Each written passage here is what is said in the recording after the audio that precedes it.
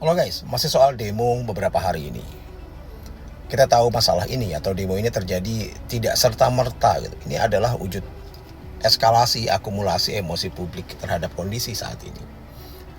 Ketika pengangguran semakin menggila, susah mencari kerja, pajak segala macam semakin banyaknya, sementara penghasilan semakin sulit untuk didapatkan. Belum lagi ditambah arogansi dan masa bodohnya para pejabat kita terhadap kondisi dan masalah rakyatnya sendiri.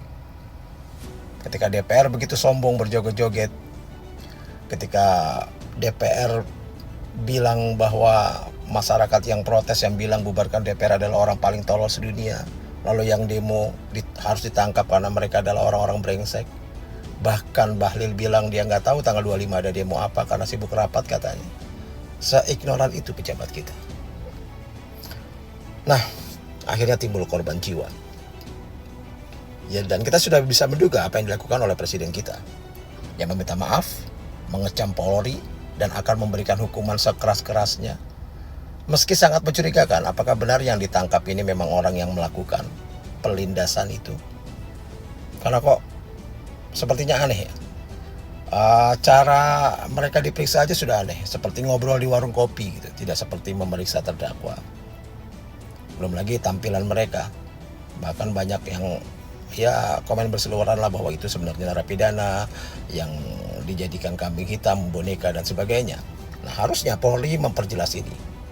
Ya, tampilkan mereka sejelas-jelasnya, nama, pangkat, kedudukan, posisi, bahkan kalau perlu surat tugas mereka untuk menggunakan kendaraan rantis itu. Nah, lalu pernyataan Pak Prabowo yang bilang akan menanggung keluarga Afan, ini sama sekali tidak menyentuh masalah yang terjadi. Keluarga Afan ini bebannya atau biaya mereka akan dikeluarkan negara untuk menanggung mereka ini sangat jauh dibandingkan beban atau biaya sia-sia yang diberikan negara kepada anggota DPR kita. Nah, saya rasa yang dibutuhkan rakyat adalah reformasi hukum, reformasi birokrasi, rombak kabinet, bubarkan DPR, kalau tidak bisa setidaknya reshuffle.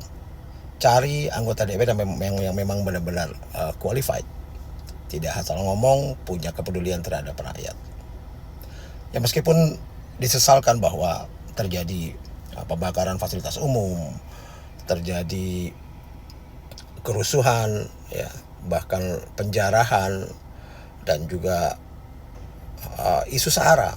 Dan saya jadi teringat tahun 98 ketika saya terjebak di situasi seperti ini, bahwa meskipun banyaklah dugaan bahwa pembakaran Fasum ini ulah provokator dan memang pasti seperti itu, tapi saya harap ini bisa dihindari ya, karena kita harus fokus pada tujuan utama kita, yaitu DPR dan reformasi hukum.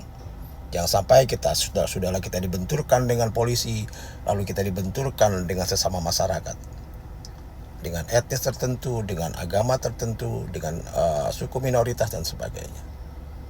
Karena kalau sampai ini terjadi, maka percayalah yang akan sengsara, yang akan rugi adalah kita sendiri.